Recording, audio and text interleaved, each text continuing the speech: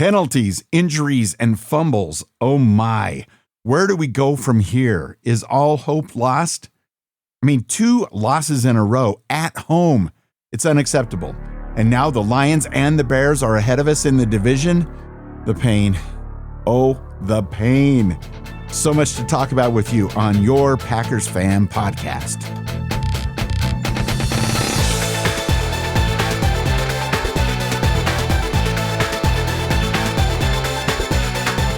What's up, Packers faithful? I'm Scott Clark from the Gaming Outsider, and I'm not mad. I'm just disappointed. Yes, as disappointed as I am in the loss of the Eagles, I was expecting quite a bit worse. So still, that game was totally winnable, and I'm bummed they couldn't pull it off. At least there's plenty of football left in the season. What say you, Wayne?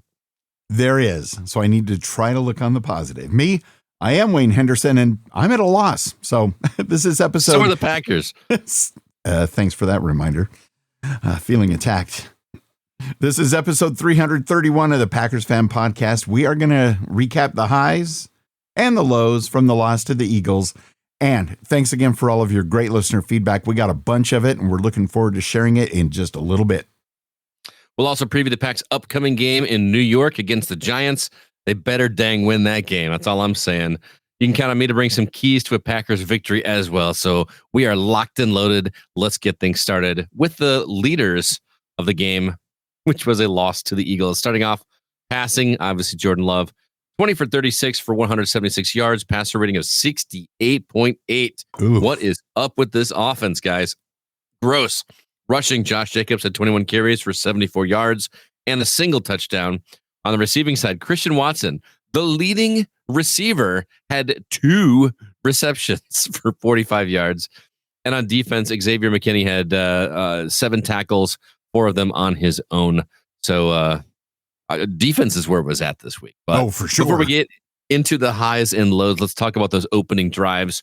Starting this week with the offense. Started out pretty decent. I kind of loved that we had a 4th down tush push against Philly. That was kind of great to see. And then wound up with a 13-yard sack to set up 3rd and 20. That was super disheartening. I don't know. Then Love threw one deep and hit Watson in the helmet, and we had to punt the ball. So nothing happened on that first drive. On the defensive side of it, things were starting to look a little bit up here, because it started out, at least the first half of this drive was rough. The offense was just walking all over the Green Bay defense. And what's crazy is the Eagles are the 30th in the league in 3rd down conversions. Yet the Packers defense let them convert on 3rd and long 3 times. Oh boy. This drive alone. 30th in the league in 3rd down conversions. So I was not feeling good about the defense. But then something awesome happened. Edgerrin Cooper punched the ball out. Nixon ran it back a good 15 yards. It was great, especially because Joe Buck had just got done saying how the Packers just haven't been that good on takeovers this season. And what do? They answer with a takeover. Sadly, no points came out of that, but at least we kept points off the board on the other side. So at this point, I was like, I'm feeling pretty good because I kind of figured that the Eagles were going to rack up points. And I was like, at least the defense is doing their job. And my fingers were crossed. That's a good position to be in and hoping for the best. And you weren't kidding. The defense overall did its job and then some, especially in the first half.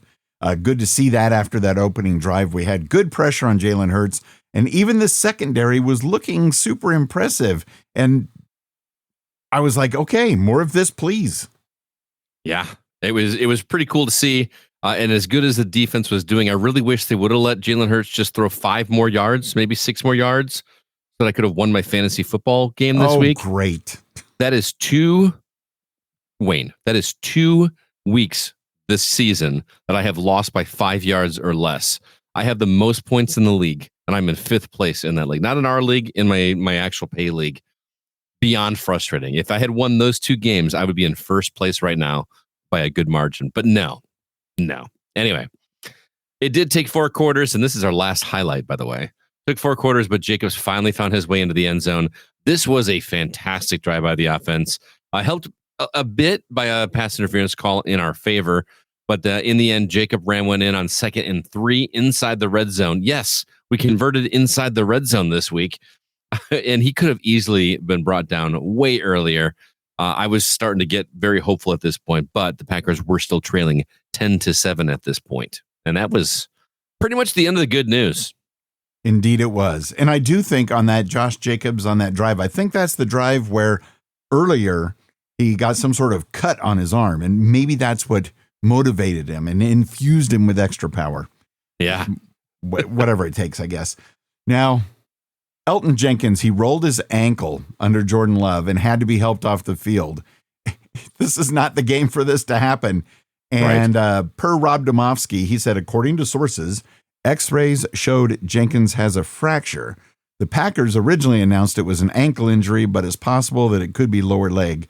A fracture might actually be better than torn ligaments for Jenkins to possibly return this season, which I read between the lines like, oh, we're not going to have him for at least a couple weeks. That's I don't know, man. Fracture still sounds pretty bad. How are you going to play football with a fractured anything? Exactly. Exactly. I would not expect to see him back this season. I wouldn't count on it. And a few other people got banged up in the game, but Romeo Doubs got some sort of chest injury. I've been searching all day for updates, but I think because it's Veterans Day at the time we're recording this, they're postponing the injury report for a day. There doesn't seem to be any news. Let me go ahead and assume that that means good news. No news is good news, right? Right. After the injury to Jenkins, very next play, Love fumbles the ball. What hurts so bad with this one is that they were driving so well. Finally, the short passes were working. We're not doing these screen passes, and it was things were clicking. Even had the ball in field goal range, would have tied the score. Unfortunately, Philly recovered this one and kept at least 3 points off the board for the Packers. I said it would have tied the score. That's not the case. There was no score at this point. This is right before the half. It would have given us the lead, would have eventually tied the game at the end of the game. But it wound up ending the half at a score of 0-0, which when's the last time you saw a 0-0 score at halftime, Wayne? I can't even remember. It has been quite a while. And to be frank, that was one of the worst fumbles I've seen. I'm like, oh my gosh, what a disaster. Really? Oh, well, I guess it only counts as one fumble. But, and then unsuccessful 4th and 9 conversion in the third quarter. Does that trigger anything, Scott? Because that gave the Eagles the ball on their own 40-yard line or so. Thankfully, it was a quick 3 and out, thanks in part to a sack by Devontae Wyatt. But, oh boy. 4th and 9? Everybody's going for it on 4th down these days. I don't understand it, man. What was the rationale? Oh, well, the offense is doing so well, we're going to go for it on 4th and 9? That can't be the rationale. What is going on? 10 minutes left in the game. The defense started to look like they were running out of gas. We saw a little bit later that wasn't the case, but this drive was just kind of brutal. There was a 41-yard running catch by Barkley, and then there was a 36-yard touchdown catch by Smith, which extended the Eagles' lead 10-0 at this point, and I was just like throwing up my arms. What's going on here? 2 scores now. 10 minutes left in the game. Are we going to have to pull a miracle here? We're sure going to try. With 1:27 left in the game, Jacobs fumbles on 4th down. Again with the 4th downs. It would have been a turnover regardless, but it still kind of hurt that now he's going to get dishonored with a fumble. And another dishonorable lowlight in the game, there was another Eagles tush push that, of course, included yet another Eagles false start by 2 different Eagles, I believe, and it didn't get called. I don't know why the league has not taken a closer look at this tush push business. They're either lining up off sides or they have a false start.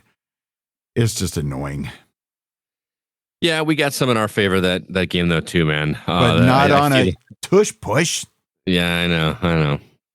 Also, what in the world was up with that last series of plays? There's 5 seconds left in the game. We need 3 points to tie the game. McManus lines up for a 64-yard field goal because he's been stellar. That's sarcasm if you can't tell. I could not really, because I was taking notes. I didn't understand what happened. He more or less got like a practice kick. Did they call timeout or something happened? Like he kicked it. It was way short. And the play had been whistled dead. So he more or less got like a practice run at it. And the Packers coaching staff was like, well, he shorted it. So, we don't want to try that again. We want to try to give him the 10 yards forward. Gave the ball to Love to try to get McManus a little bit more room. Failed to convert that. Thankfully, it was a pass. So they had 2 seconds left. McManus tries it for real. Not even in the ballpark, man. I don't think it was tipped, but it sure looked like it was tipped. It was that off. Again, where's Haversick? Why is McManus still doing this? I don't understand. The guy broke the record, and we just let him go back to the classroom. It just makes absolutely no sense to me. But I don't think Haversick or most any other field goal kicker could have made that kick from that point. In that wind. Yeah, it wasn't as windy as last week, to be fair, but it was still windy enough that I'm not going to try to kick a ball 60 yards through 2 yellow sticks in the end zone. I thought we were just screwed either way, because what else are we going to do? Try a Hail Mary? That can work. Aaron Rodgers has proved that many times, but we put ourselves in that deep hole and there was nothing we could do about it. Pretty much. Very frustrating. And I still maintain that this whole illegal formation, covering up a player, blah, blah, blah, is one of the stupidest penalties and rules in the game. I don't care which team we're talking about doing it. That rule, Scott, is dumb. I'm going to get off my soapbox, at least for now. I don't understand it, man. I actually texted a buddy of mine that's like a football fanatic, football aficionado, to ask him what the ruling is. And he texted me back an explanation. Granted, I think there were some typos in this, but I'm going to read you what he said and see if this helps clear it up. Because I said, can you explain this illegal formation penalty? I don't understand the, quote, ineligible deal, and, quote, he needs to be on the line of scrimmage, unquote. What is that rule? So this was his explanation back to me. Okay. He said, if a lineman reports as eligible, there cannot be a receiver directly next to him. There has to be X number of eligible and non-eligible players on the line. He said non-imitable. I assume that means non-eligible. There has to be X number of eligible and non-eligible players on the line of scrimmage. Reporting as eligible meant that the receiver had to align a little bit differently because of the eligibility of that player. I've been watching football for quite a long time, and I don't remember this ever being a thing until this season. Maybe I'm just not paying close enough attention. This is like, what? I need someone to explain it to me like I'm 6. Where's Dan Dowler when you need him? It's I just don't understand why this has to be a rule. But yes, I'm with you. That was a very because especially because they converted a pass that put them in the red zone. And I'm like, first off, if you guys know the rules, how are you not doing that? How is that just very frustrating. I'm mad again this week, guys. I'm mad. And I guess it's a point of emphasis for the referees this season. But whether it's a point of emphasis or not, it's a stupid rule. Just let people line up and go play frickin' football. Yep. Rocket science. Anyways, it's time now for our weekly poll question. Again, we post that on X at Packers Fan Pod shortly after the game, as well as in our Facebook community group. You can find it at packerscommunity.com. Dan Deiler helped come out with this one because my brain, again, I could not. It was like, what am I going to post that's not going to light up a bunch of controversy? So Dan Deiler, thanks for this one. True or false? Easy peasy, no multiple choice. True or false? Matt LaFleur should give up play calling duties, and yes, I said duties, to the offensive coordinator. True? True. Okay, then. That was quick. True. And although I hate to say it, I'm going to go with true as well. And in fact, this is the most votes I think we've gotten on a poll question all season long. 90% of the votes true, 10% false. But I think the clarity lies in the listener comments to the poll question. What do you got, Scott? Well, first off, we've got Jared Machini-Kerr, who says it's got to at least be explored. Mike McCarthy had the humility to do this at one point during his tenure. The play calling got worse, so he took it back after a few games. Don't remember how many. But I give him props for at least being willing to consider that someone else can do it better than him, and he gave it a shot. At minimum, LaFleur needs to do this. If the same thing happens, I'm all for him taking it back, but at least try. I like that. Mm-hmm. Jesse Wolford says, I think everyone is blaming coach for stuff that is out of his control. Like, I agree sometimes he calls wide receiver screens too much and a little more running than he should, but like drops and penalties are what cost us the game. And there's a solid point to be said there too. Indeed. That and penalties.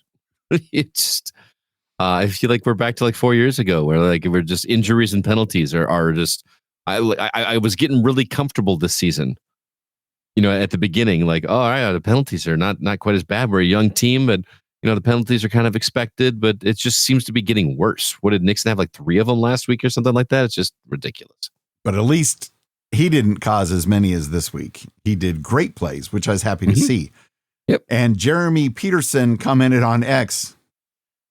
The better question would be, should Matt LaFleur be fired at the end of the season, or even better, this week? Oh, stop. I am not for that at all. Listen, I'm a Packers fan, bleed green and gold till dead and cold. But guys, we are freaking spoiled as fans of a football team. We've had 3 quarterbacks for over 3 decades of football.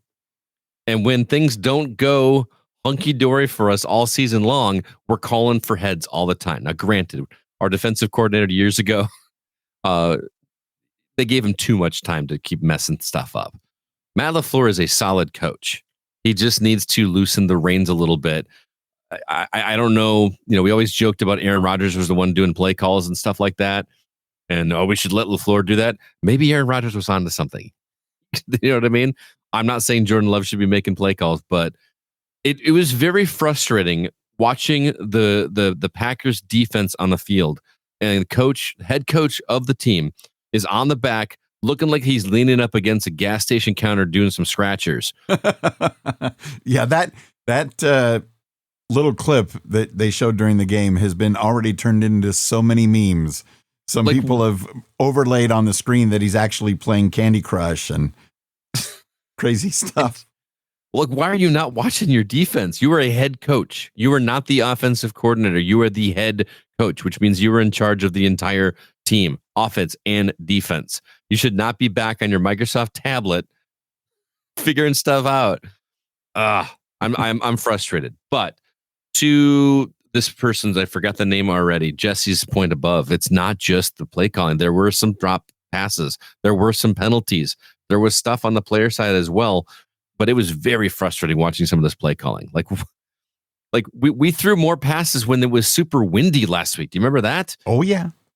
Where were the passes? And I know it's got to be frustrating being a coach on the coaching staff and being like, we asked for fewer passes, so this week they did more passes. That's what you asked for. We asked for fewer passes because it was in the moment. We didn't want all those deep passes when it's like 25 mile an hour winds. That's not how to do it. I'm getting ahead of myself because I got some more to say about that in my keys to a victory, but we'll get there. And another fun point is we love it when it's like 3rd and 18 and we hand off the ball, out of the shotgun formation or something. Don't get me started on that. Okay. We're going to fool them. We're going to fool them on that. They know you're running a play, man. No, you're not. Good times. Oh. So, quick reminder, make it a point to please join the Packers Fan Podcast Facebook community. Be part of all these conversations and more. It's at packerscommunity.com. And, of course, we do have our live game chat section during this weekend's upcoming Packers at Giants game. And since home field advantage at Lambeau Field doesn't seem to mean hardly anything anymore, at least compared to what it did 20 years ago, let's just, we're on the road, but so what? We're going to win. So join the conversations. Hey, would you like to be part of the Packers Fan Podcast? You absolutely can. We want your insights after watching the game against the Giants, but also please include your Wager a Fun Score guess for the Week 12 Vikings at Packers game, which, by the way, Scott will be at. Really? Let me know if you guys are going to be going to the Minnesota game in Green Bay, because I will be there, and I would love very much to meet up with some listeners if you're going. Megan, I'm looking at you. Andre, if you want to fly out from L.A., be great to see you. Scott Boers, I know you're up in Green Bay. Any other Packer fans, please hit me up. I would love to get together. We're actually going up the weekend before, Wayne. We're gonna be going on Saturday. We're staying up there, and then we're gonna roll in the next day. It's gonna be a good time. My wife was all excited. She wanted to go to Brett Favre's Steakhouse. I had to inform her that it doesn't exist. Right. I'm glad I had a chance to eat there once, way back in the day. Yeah. Anyway, let your voice be heard. There's a couple ways you can do that. First off, record your voice, attach it to an email, and send it to feedback@PackersFanPodcast.com.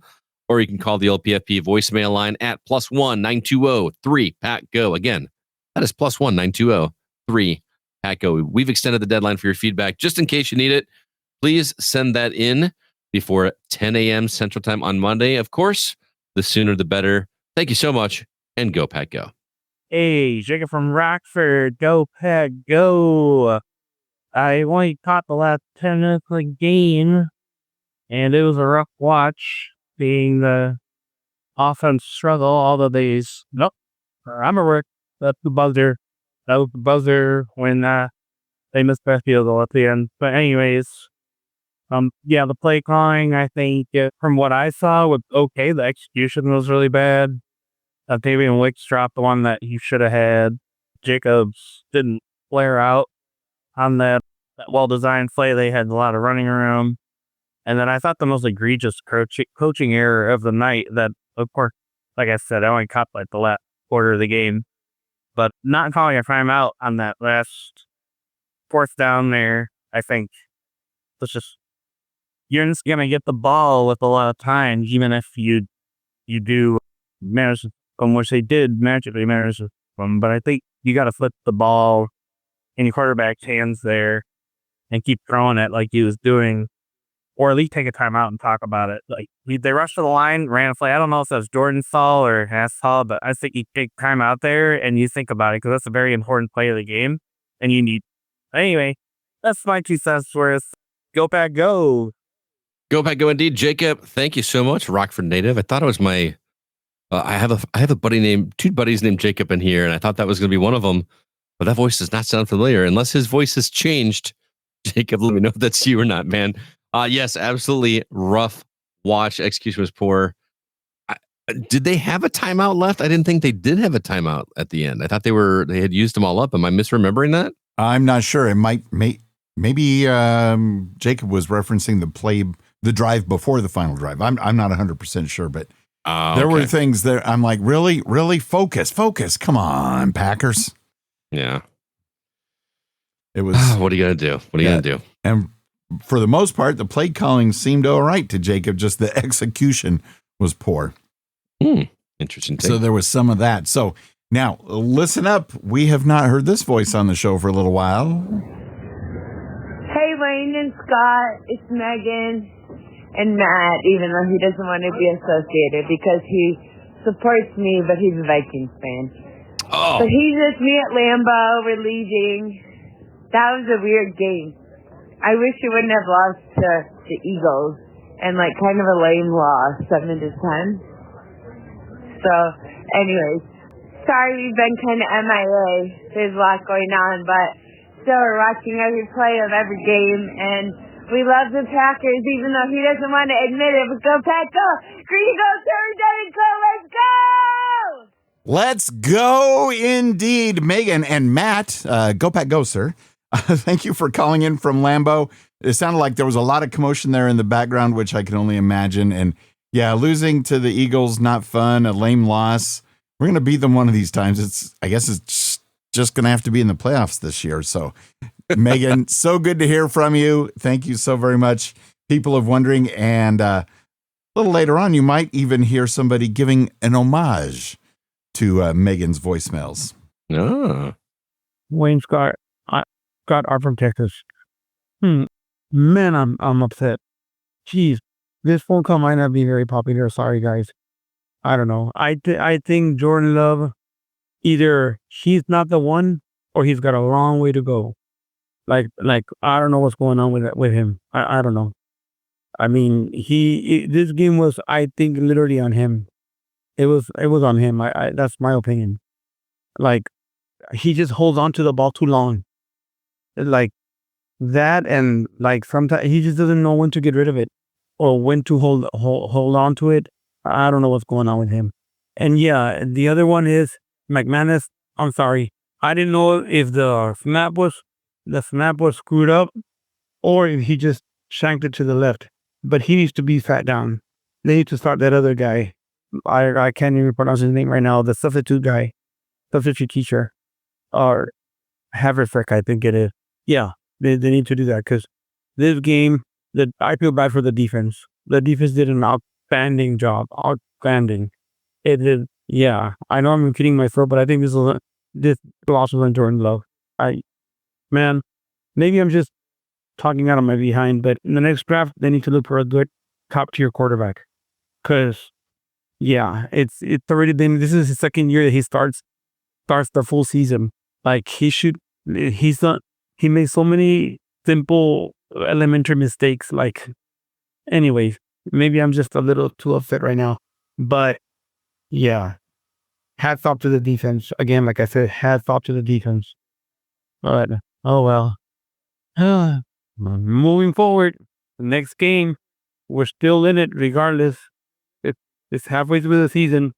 And like I said, everything I'm saying right now on this phone call, hopefully I'll be eating my words in a few weeks or at the end of the year, hoping and praying that I eat my words. But regardless, green and gold till I'm dead and gold. Bye. Man, there's something about the Packers making super nice people like Art just sound angry. I don't think, like, his voice sounds completely different. He sounds so upset. Art, I'm with you, though. I don't know if I'm with you on blaming Jordan Love. I still think Jordan Love is the guy. I still think he's a top-tier quarterback. I think he's just doing the best with what he can, with what is being put in front of him. He's lost his buddy. You know what I mean? He's lost Kraft. His receivers are making drops, and he's not given a chance to pass. He's running the ball like he's being instructed to do. He's following orders. It's hard to fault the guy for following orders. Did he miss? He did. I don't feel like he missed a whole lot. That one time he hit, what's his name in the helmet? He hit the dude in the helmet. That and you know what I mean? Like, and the crazy fumble and things like that. But I do think a lot of that, good point, Scott, the offensive line, especially after the injury from Elton earlier in the game, the offensive line is just, too many people are getting through. I don't know how you focus and throw on target passes and without Tucker Kraft. Come back soon, Tucker Kraft. I got teary-eyed when the pregame show did that video. I didn't see it. Troy Aikman mentioned it, and I was like, "Oh, I wish I would have seen that." It's online. I didn't know some of the things about his growing up life, but what do you think about Art's suggestion? I'm leading the witness here, calling for Lucas Havrasek to be kicking.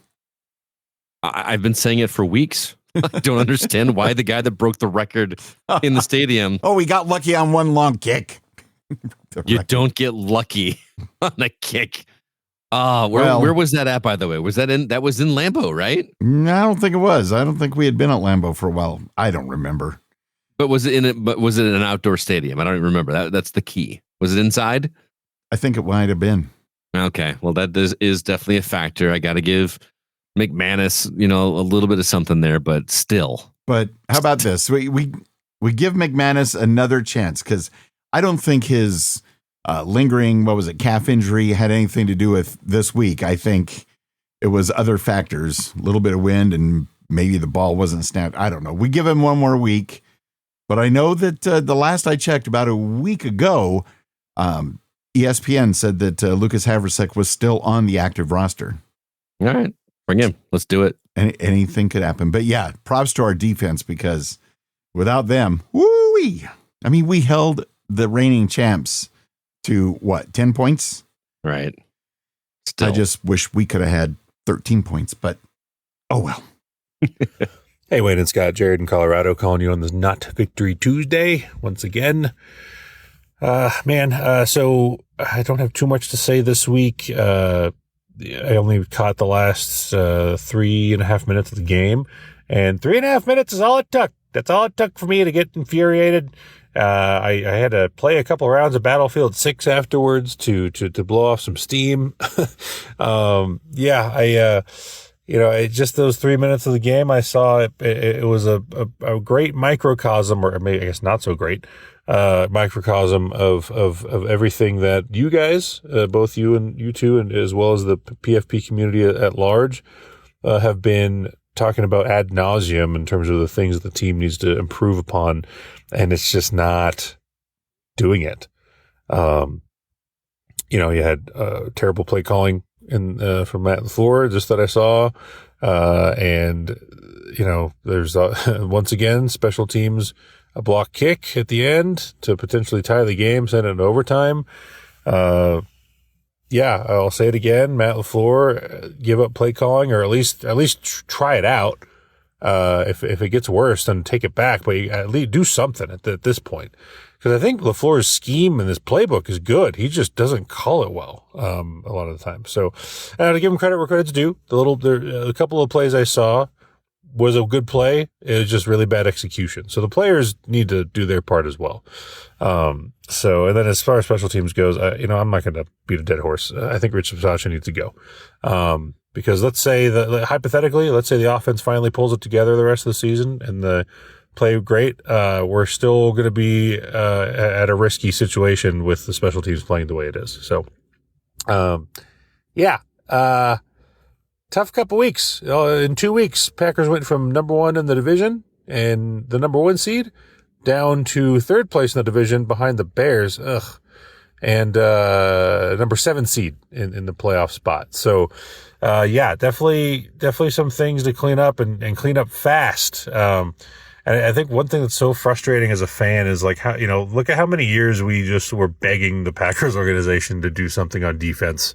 We were consistently having like bottom 5 level defenses during Aaron Rodgers' prime years and wasting his prime, so to speak. And here we are. We finally have a top 5 defense, and the freaking tables have flipped, man. Like, we don't have an offense that can put it together. And if the offense does put it together, we have a special teams unit that's a liability. So, just frustrating as a fan as a whole, because it's just like, it seems like the team can't ever put it together in one season. So, I don't know. Frustrating stuff. The Packers, I think, are on to the Giants next, and please win that handily, guys. Can you? Can you please do that? It's the Giants. If there's an opportunity to put up a 40 burger, let's do it there. Please. I'm begging you. So is my heart. Anyways, great and Galto, dead and cold. That's all I got, guys. Have a good one, and talk to you soon.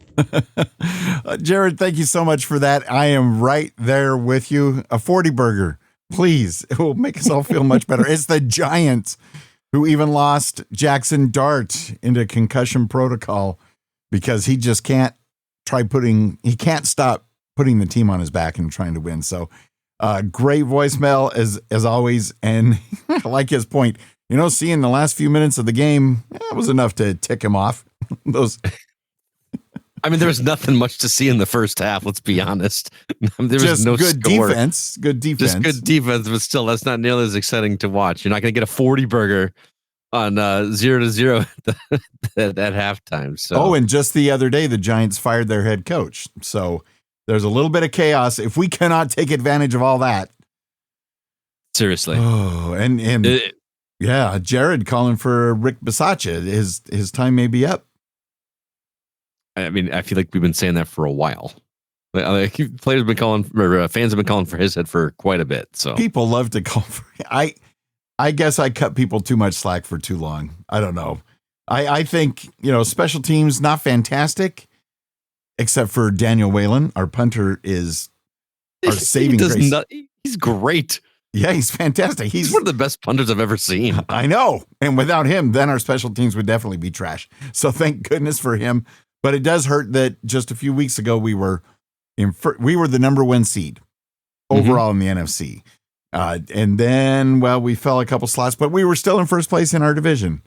Now we're 3rd in the division. And like Jared said, we're the number 7 seed, which is enough to get in and win. But come on, let's turn it around. What do you think?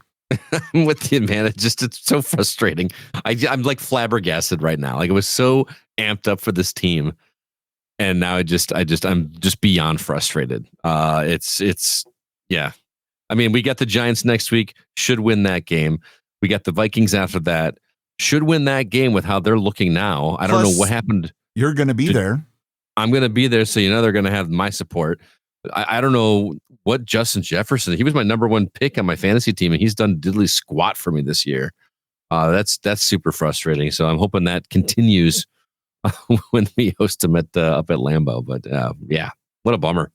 Go Pack, go! Yeah, I'm trying to channel my inner Andres because I need to do something different. Just like the Packers need to do something different, because the last few weeks, all we've seen is the same thing over and over and over again. And these defenses that are facing our offense, they're doing the same thing. They're playing this too high defense because they're trying to eliminate the big play, and it forces Green Bay to go into the short passing game and the run game.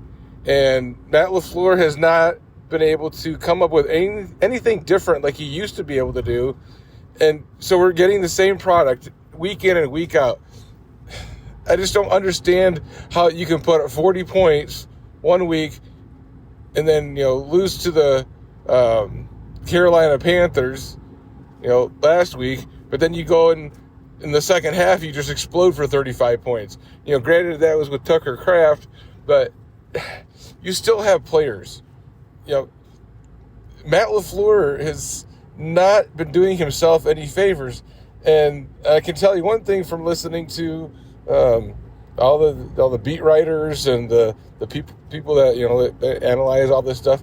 His butt is on the hot seat right now, and and it's deserved. He deserves to be on the hot seat because from what I've been seeing, you got players that get injured, and you have the head coach who is responsible for coming up with ways to make the offense click. He's the one calling the offensive plays to get the ball downfield, and it's not been happening. Especially in the first half. I think in the first half in the last 4 games, they've only scored, I think I heard what was 23 points in 4 games, and that's not going to get it done in the NFL. The defense has been doing everything right. Look at the last few games. Other than Dallas, the defense has kept the opposing offense to under 20 points at a minimum. And so they're doing their part, but the offense is just pooping in the bed. I'll say it the nice way. I've said it before, and I'm going to say it again. Matt LaFleur needs to give up his play calling sheet to, I think his name is Adam Stenovich, the offensive coordinator, because he ain't getting it done. And the players, they've been doing the best that they can. But I will say there were a few drops last night against the Eagles, and then, but this is just speaking to how thin they are at offense. Bo Melton, who transitioned to be a defensive back, was playing wide receiver again like he was last year. But he was supposed to be primarily a defensive player this year. He made the team as a defensive player, not a wide receiver. Think about that a little bit. You had you had Wicks that went out. He was ruled out for the game before the game was played. I think we were expecting him to play. No, I'm sorry. Wicks was playing. Matthew Golden was the one I was thinking of that was supposed to be playing, and then he got ruled out just before, kickoff. So, I know that really hurt the offensive planning and scheme of everything. Honestly, from what I saw, Luke Musgrave did pretty good, trying to do his best version of Tucker Kraft. But, he's not Tucker Kraft. He needs time to develop. He's been playing second or third fiddle. He was the one that was taken in front of Tucker Kraft in the draft. I think it was 2 years ago or 3 years ago.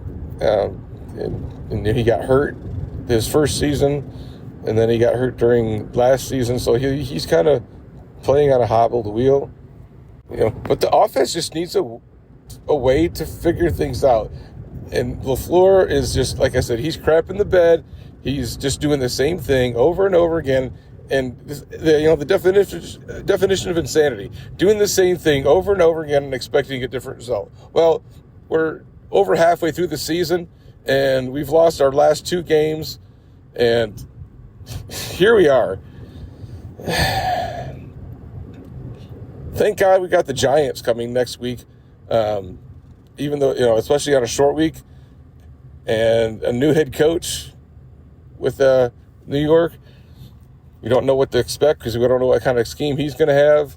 But I'm still going to, it's so hard to, especially going into New York, not a home game, and predict a Packer win, but I'm still going to do that for now.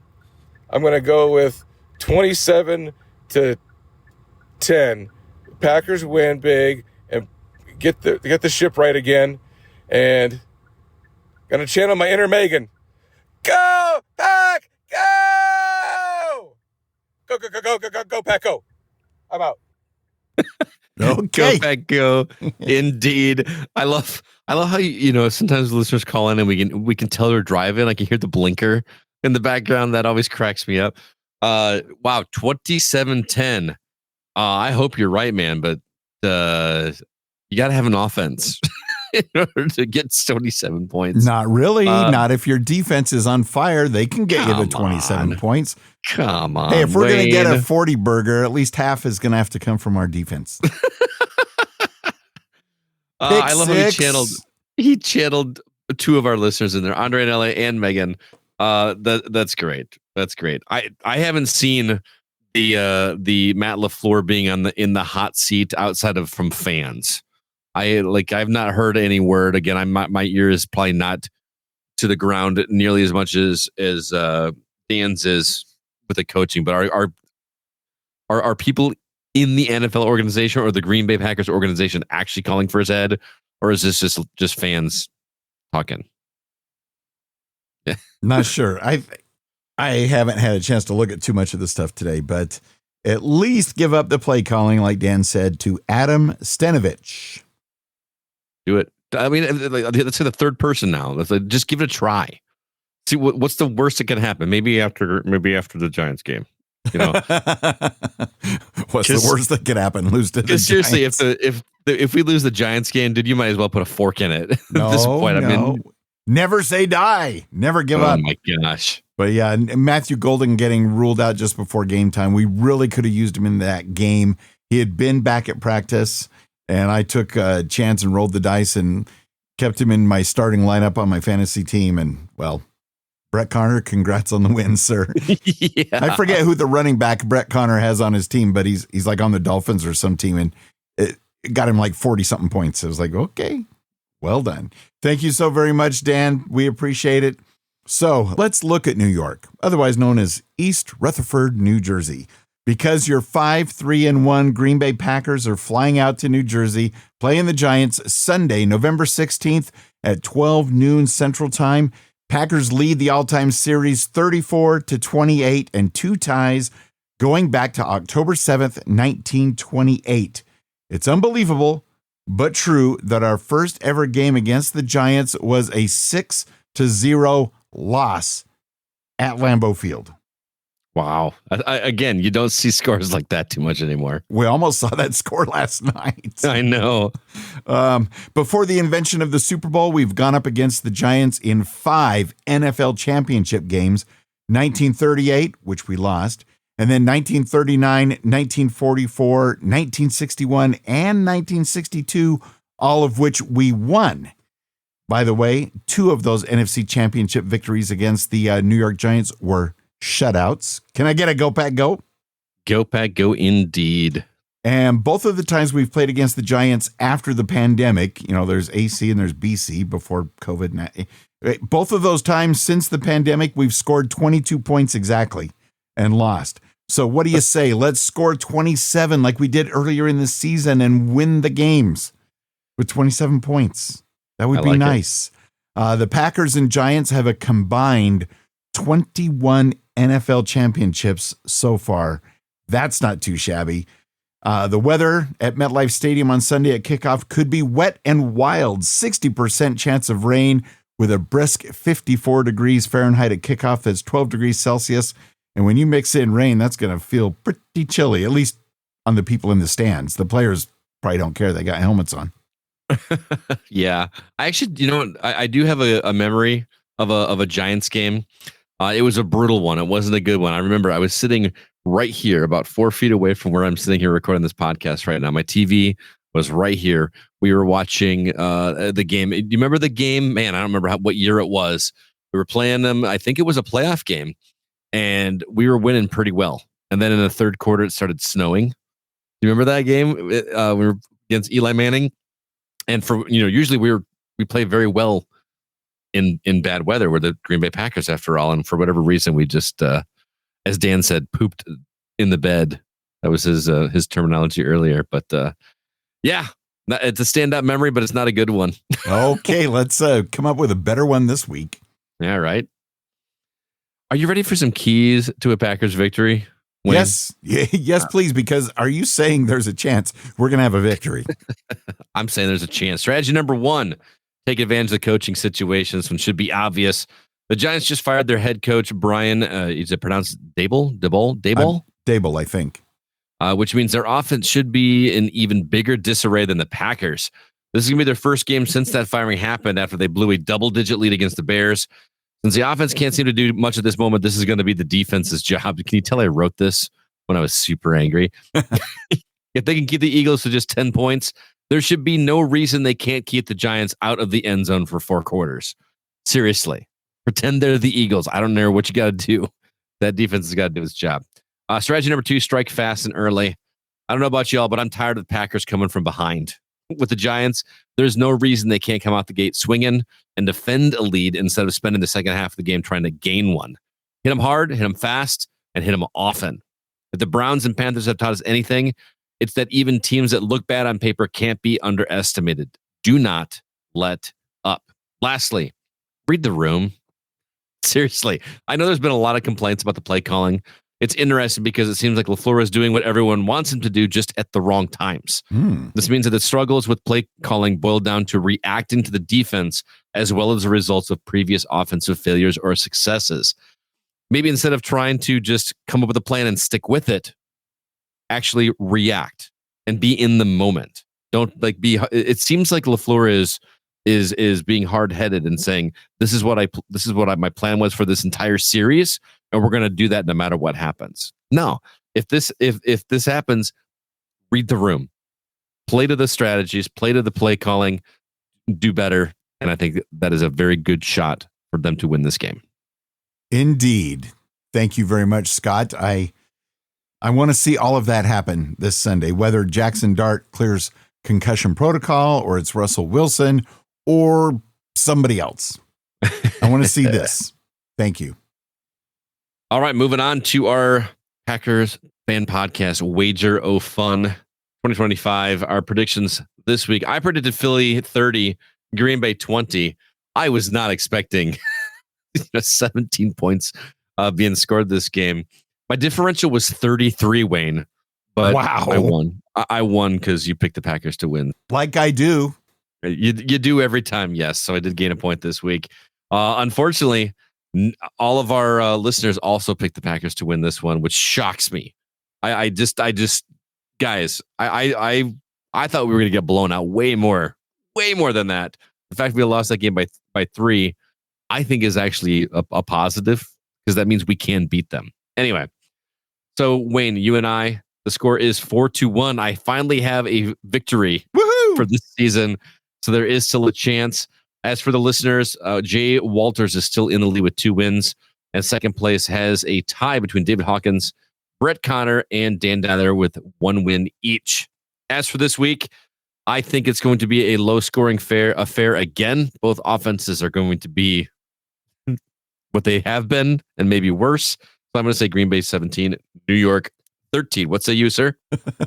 Well, first, let me tell you the score that I was going to predict that I wrote down last night, right after last night's game, before I slept on it and revised it. Originally, I put down that we were going to win 8-4 or 8-5 or something like that.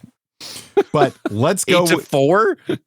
2 safeties? No, 8-5, I think it was. Yeah. Hey, the 8 points could be us getting 4 safeties. I don't know. But really what we're going to do is win 14-10. 14-10. Interesting. Our listener picks for week 12. Brett Connor says, quote, surely we have to win this one, right? Green Bay 20, New York 14. And Dan Dyer, as you heard above, said Green Bay 27, New York 10. Now, I do like that he called for 27 because that was a really good number early in the season. Yeah, it was. So good luck, gentlemen. And anybody else that wants to post their guess, it's in the Packers Community Facebook group at packerscommunity.com. NFC North. The Lions are 6-3 in first place. The Bears are 6-3. I have no idea how that happened. Packers are in third place, 5-3-1. And the Vikings are 4-5 in last place, but not that far back. Now, after we play the Giants, 5 of our last 7 games are against our division. 71% of our games are going to be against our division. So this is where our Packers can really make up some ground. All we have to do is win those games. And 2 of those are the Vikings. Right? Yeah. And so, 2 against the Vikings, 1 against the Lions on Thanksgiving, and 1 against the Bears. And then we have another one against the Bears later on. But crazy. This is where the rubber meets the road. Another thing that really stood out this past weekend, watching the games, the Red Zone channel and all that stuff, was at the Lions Commanders game in Landover, Maryland. President Trump and Air Force One did the flyover at the game. I've never seen a bigger jet do a flyover. It was insane. And then Trump came into the booth and talked a little bit. They showed an old photo of him when he was on a football team playing tight end. And both at least one Lions player and at least one Commanders player, after getting a touchdown, did their celebration dances, and they did like the Trump little dance thing. And it was just epic. They'd point up to the booth, and it's all about fun. And I love that there's some fun going on. But one thing that's not fun, Scott, is hearing announcers use the term "celly" for celebrations. I did not hear that. Are they really saying that? I heard it in that game, and I heard it in one of the pregame shows or something. It's just stupid. Stop it. Do better. I've not heard that. I would make me, as the kids would say, that is cringe. Very cringe. Yeah, they've got a lot of terms, these kids these days. Now, week 11 is upon us. The teams on their bye weeks, just 2 teams, the Indianapolis Colts, who can't stop winning. This week's going to slow them down. And the New Orleans Saints. So remember to adjust your fantasy teams as needed. My other podcast, I would like to remind everybody, The Gaming Outsider. We got a new episode out this week, and we have a very special guest. I'm very excited. An actual developer of a game. Would you believe, Wayne, that people are still making games for the Game Boy? Do you remember the handheld console from the 90s? Now, I do remember that. They're still making games for it. That is awesome. Well, they're not officially licensed games. They're developers. We call them homebrew games. So it's basically single guy that just decides to come up with a game for an older platform. And he made this game called Maiden of the Dark.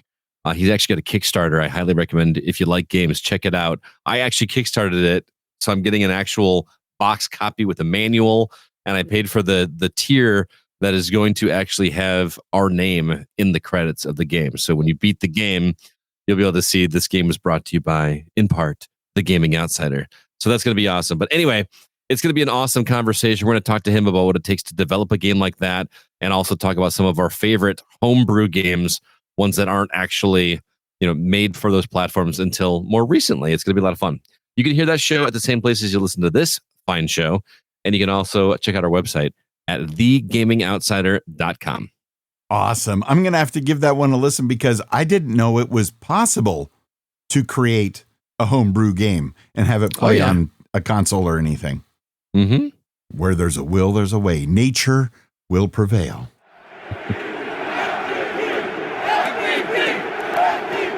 In addition to supporting the show on Patreon, we also want to thank you that bought some Packers gear through our Fanatics affiliate link over the past few months. The numbers came in, and we thank you for that. And if you want to buy any gear, like a Matthew Golden jersey, Jordan Love jersey, Tucker Kraft, because he's going to be back eventually. Micah Parsons. There's a solid jersey right there. Thank you for that one. Just go to PackersFanPodcast.com. The QR code's easiest to find if you're on a desktop. I don't know why it doesn't convert over on smartphones, but that's the way it is. Also, we also appreciate it when you contribute through Patreon. Details on that at PackersFanPodcast.com/giveback. Now, supporting at the Bart Star level, Mr. Jay Walters. Thank you, and Go Pack Go to you, sir. And how about a Go Pack Go and thank you to Jordan Love level patron Dan Dyler, a.k.a. Captain Pack Sparrow. Go Pack Go, and thank you to our Brett Favre level patrons, Miguel Ramirez, Scott Bors, and Megan.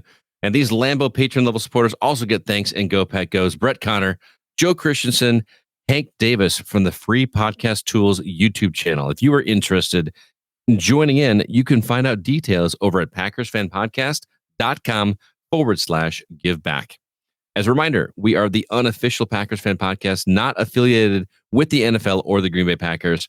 But please do us a favor. Tell even more of your friends about the Packers Fan Podcast. We do appreciate it. And you can follow us on X at Packers Fan Pod. You can follow Scott, believe it or not, at GoCastScott. You can follow the Gaming Outsider at The GoCast. Follow me if you want at Wayne Henderson. Now, here's our PFP community members, Andre in LA, the real one, Megan, Dan Dyler, and Joe Christensen, helping send the pack off to East Rutherford, New Jersey to get a victory. Go Pack, go! Go Pack, go! Go Pack, go! Go, go, go, go, go, go, go, Pack, go!